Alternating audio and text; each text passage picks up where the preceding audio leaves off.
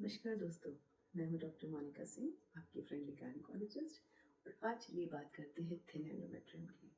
Thin endometrium इतना बड़ा subject है कि शायद एक बार में कवर ना हो, लेकिन मैं इसलिए इसके बारे में आपको जिक्र करना चाहती हूँ क्योंकि थिन एंडोमेट्रियम एक बहुत बड़ी वजह है आईवीएफ और आईयूआई के फेल होने की। कई बार आप देखेंगे, आप जाते हैं फर्टिलिटी ट्रीटमेंट के लिए, बच्चा अच्छा बनता है, अंडे अच्छे बनते हैं, sperm quality, sperm number, motility सब अच्छा होता है, लेकिन प्रेगनेंसी नहीं चिपकती। इसमें आपको अक्सर बताया जाता है गायनेकोलॉजिस्ट या फर्टिलिटी स्पेशलिस्ट से कि आपकी यूट्रस की लाइनिंग ठीक नहीं है। तो ये लाइनिंग क्या है? इस लाइनिंग को बोलते हैं एंडोमेट्रियम। और नॉर्मल एंडोमेट्रियम कितना होता है? ये लगभग होता है 7, 8, 9 या 10 मिलीमीटर भी। अगर 7 मिलीमीटर से कम एंडोमेट्रियम है तो इसको बोलते हैं थिन एंडोमेट्रियम।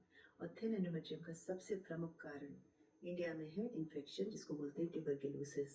ट्यूबरकुलोसिस मतलब फीमेल जेनिटल ट्यूबरकुलोसिस या बच्चेदानी का ट्यूबरकुलोसिस। ये यूजुअली लंग से आता है, लंग से ये पेट में गिरता है, पेट से ये यूट्रस पे गिरता है। और लेडीज़ के जब यूट्रस के अंदर लाइनिंग में ये बैक्टीरिया जाते हैं, ये उसको डैमेज कर देते हैं।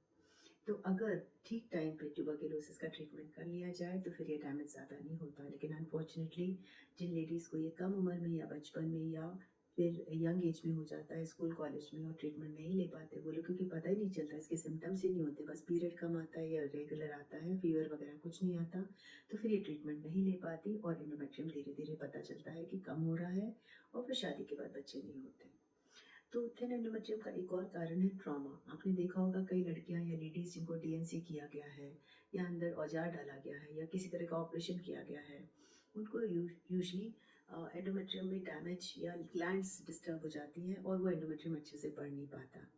कुछ लेडीज़ जो कोई इन्फेक्शन का ट्रीटमेंट या बाय चांस कैंसर का ट्रीटमेंट या कोई और ऐसा ट्रीटमेंट लेती हैं लंबी बीमारी के लिए, उनका भी एंडोमेट्रियम डैमेज होके बढ़ नहीं पाता।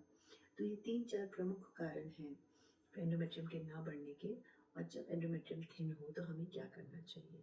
एक बार हमें पता चल जाए कि हमारा एंडोमेट्रियम 7 मिलीमीटर से ऊपर नहीं बढ़ रहा है, तो सबसे पहले अपने डॉक्टर, अपनी फर्टिलिटी स्पेशलिस्ट से इसके बारे में डिस्कस करें कि मैडम इसका क्या कॉज हो सकता है। अगर कॉज पता चले ट्यूबरकुलोसिस है टेस्ट के ज़रिए या क्लिनिकल सस्पिशन से, तो फिर हम इसमें सबसे अच्छा है कि ट्यूबरकुलोसिस का ट्रीटमेंट दें। और ट्यूबरकुलोसिस का ट्रीटमेंट कंप्लीट होना चाहिए एटलीस्ट 6 मंथ्स के लिए, जो कि आजकल गवर्नमेंट इंस्टीट्यूशंस में फ्री होता है। अगर ट्यूबरकुलोसिस के ट्रीटमेंट से रिस्पांस होता है तो बहुत अच्छी बात है। अदरवाइज हमारे पास कई तरह की मेडिसिन हैं जिससे एंडोमेट्रियम की लाइनिंग बढ़ा दी जाती है। इसमें से एक है मेडिसिन जिसका नाम है ईस्ट्रोजन टैबलेट। ईस्ट्रोजन टैबलेट कई डोजेस में दी जाती है, दिन में 1 बार या दिन में 2 बार या दिन में 3 बार या कई बार अंदरूनी रखने के लिए भी दी जाती है। इसके कई तरह के क्रीम्स और पैचेस भी आते हैं जो आप बॉडी के ऊपर क्रीम को लगा सकते हैं। ईस्ट्रोजन से कई बार एंडोमेट्रियम ठीक हो जाता है। इसके अलावा एक और ड्रग है जिसको एंडोमेट्रियम के लिए यूज़ करते हैं, उसको बोलते हैं सिल्डेनाफिल। सिल्डेनाफिल की जो टैबलेट है वो अंदरूनी रखी जाती है महीने के रास्ते, दिन में 3 बार या 2 बार। और ये तब रखी जाती है जब एंडोमेट्रियम की लाइनिंग 6-6.5 mm से ऊपर नहीं बढ़ती है, और इससे एंडोमेट्रियम की बहुत अच्छी इंप्रूवमेंट देखी गई है। थर्ड जो ड्रग है वो है GCSF, that is granulocyte colony stimulating factor. ये एक इंजेक्शन के रूप में आता है छोटी सी वायल में। इसकी कीमत होती है लगभग 1500 से 2000 से 2500 रुपए प्रति वायल। और ये इंजेक्शन एक पतले से कैनुला, नरम कैनुला में लूट करके यूट्रस के अंदर वही गायनेकोलॉजिस्ट डाल सकते हैं जिनको इसमें ट्रेनिंग ली गई हो।